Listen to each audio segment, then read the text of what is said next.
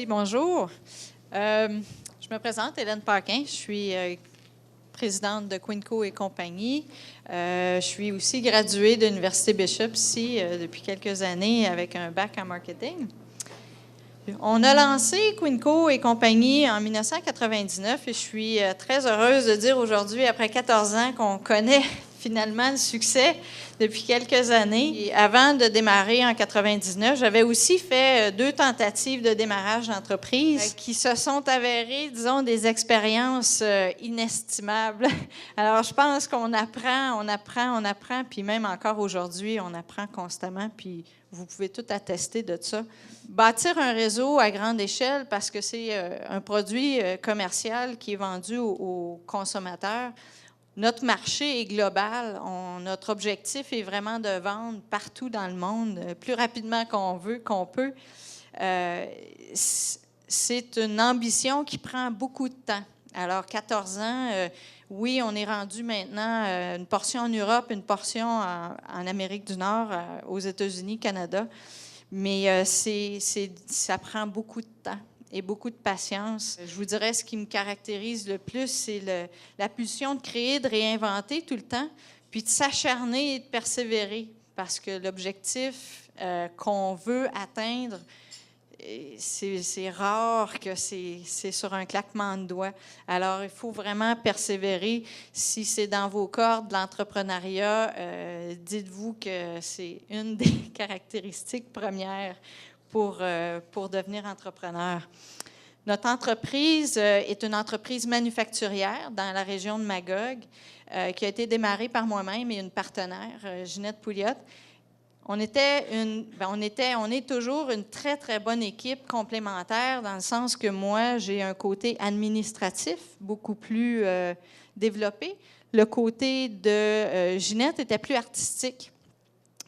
Aujourd'hui, elle a pris un petit peu sa retraite, mais quand même, quand on a démarré, on était très, très complémentaires. Je vous dirais que c'est une des raisons de la réussite de l'entreprise. On a très bien travaillé en équipe à ce niveau-là. C'est toujours plaisant de pouvoir échanger quand on a des décisions à prendre, d'être deux. Ça l'aide beaucoup. Il y en a pour qui c'est plus difficile, il y en a qui ne sont pas capables de travailler à deux, mais à deux, je vous dirais que c'est souvent plus facile.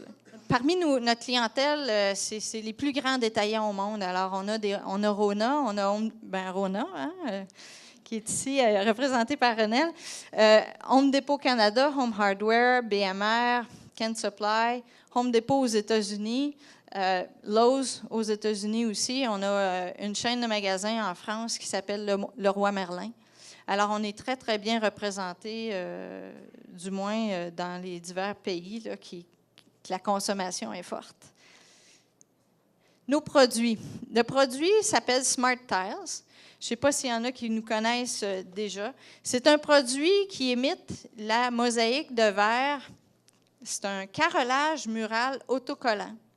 Alors, c'est tout simplement un appliqué autocollant qu'on peut apposer directement sur de la céramique qui est déjà en place, que ce soit pour les dosseraient de cuisine, les dosseraient de salle de bain.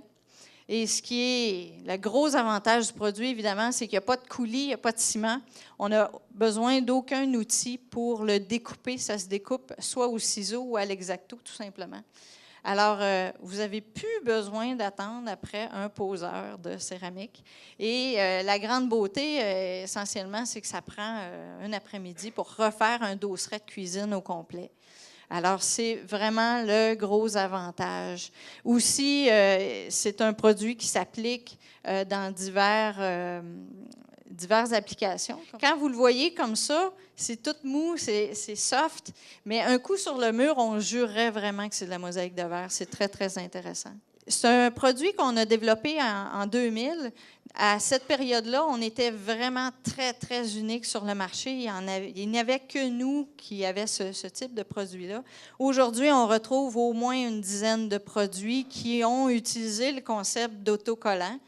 Alors, c'est très flatteur de se faire copier, mais je vous dis que ça pousse à faire travailler les ménages pour rester au-delà de la mêlée. Il faut vraiment rester très, très, très créatif.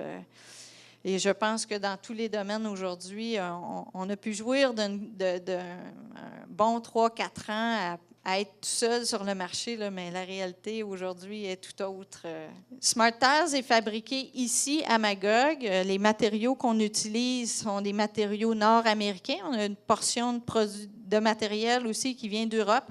Alors, c'est vraiment un produit de haute qualité. C'est des produits chimiques qu'on utilise, donc on fait attention aux métaux lourds, etc., etc. Donc, vraiment, le produit est un produit de qualité. Aujourd'hui, on est en train de se faire talonner, évidemment, par la Chine.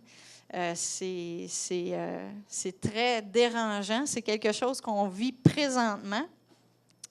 Il y a quelques produits là, qui viennent, qui font en sorte que nos marges, on doit vraiment revoir nos marges, on doit revoir nos stratégies de mise en marché. Et c'est la raison de ma présentation ici aujourd'hui, parce que faut se réinventer constamment. Alors, aujourd'hui, on est rendu dans un marché qu'on pourrait dire à maturité. Je ne sais pas s'il y en a qui connaissent un peu les bases de marketing. C'est une chose que moi, je veux vous parler parce que en développement de stratégie d'affaires, chez nous, on base pratiquement toutes nos décisions sur les 4 P. Alors, les 4 P étant le produit, le prix, la place et la promotion. Alors, c'est essentiellement sur ces 4 volets-là qu'on va essayer toujours d'élaborer nos stratégies. Celle que je veux vous parler aujourd'hui, c'est la place, donc le channel de distribution, la façon de rendre notre produit au consommateur. Alors, dans notre historique, on a toujours travaillé avec la stratégie de distribution conventionnelle, qui était le manufacturier qui vend au détaillant et que le détaillant vend au consommateur. Ça a été notre réalité là, depuis 1999. Par contre, aujourd'hui, on est face à vraiment face à un marché de maturité, ce qui veut dire que nous, en tant que fabricants ici en Amérique du Nord, nos marges sont de plus en plus menacées à cause des produits qui viennent de l'Asie. Alors, il faut revoir notre stratégie. On est en train d'évaluer plusieurs stratégies. Je n'arriverai pas ici aujourd'hui avec quelque chose de très absolu parce qu'on est en cours de, mais présentement, on est en train de revoir complètement notre mise en marché pour aller vers le web. La région de la France, qui est un secteur qu'on travaille depuis 2010, et c'est un secteur qui, bon, vous savez un peu tout ce qui se passe en Europe aujourd'hui. L'économie, c'est très difficile. Et bon, ça s'avère que, évidemment, les détaillants avec qui on fait affaire là ont aussi de la difficulté. Les ventes baissent d'année en année. Ce qui fait que notre marché, autant on a investi temps et argent là-dedans, ça ne fonctionne pas comme on voudrait. Alors, on est vraiment en train d'explorer l'option de vendre uniquement par le web. Alors, c'est complètement nouveau. On est en train de refaire notre site pour qu'il soit un site transactionnel. Ça va nous permettre de pouvoir vendre sans la marge du détaillant. Alors, essentiellement, ça va nous permettre d'être plus compétitifs. Fait que là, présentement, dans l'établissement de la décision, on a regardé toutes les différentes volets en Europe qui faisaient que ça ne fonctionnait pas bien. Alors, l'économie qui était difficile, la compétition qui est à bas prix, le marché de détail en France sont beaucoup plus difficiles à travailler qu'ici. Il faut faire de la vente porte-à-porte, les associés qui sont très peu coopérants. Alors, les délais de paiement aussi qui sont très, très longs. Et le fait que le marché est tellement loin de nous, évidemment, il y a beaucoup plus de coûts associés à faire la collecte, etc., etc. Ce qu'on est venu à conclure, c'est qu'il fallait trouver une solution où on devenait plus compétitif et le web était cette solution pour nous. Alors, on veut demeurer un leader au niveau du design, des styles qu'on offre, etc.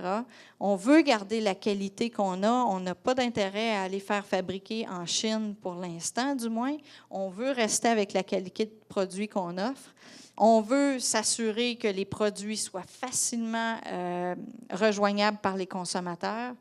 Puis, on veut que le prix soit accessible pour tout le monde. Alors, la solution, c'était le B2C. avec le web, ça va nous permettre d'offrir le produit à un maximum de clients possible. On va offrir au meilleur prix possible parce qu'on élimine un intermédiaire. Le web, de plus en plus, les gens en ont confiance. C'est devenu très facile à faire l'achat sur le web. C'est extraordinaire parce que le web nous permet à cette heure, en tant que manufacturier, d'avoir accès à tous les consommateurs, ce qui n'était pas une réalité avant. Alors, une dernière petite slide. Je dirais que dans la stratégie web, moi, on a revu tout ce qui était produit, place, promotion. On a essayé d'isoler chacun des points qui fait en sorte qu'on doit spécifier le produit pour le web. Alors, les emballages qu'on doit revoir.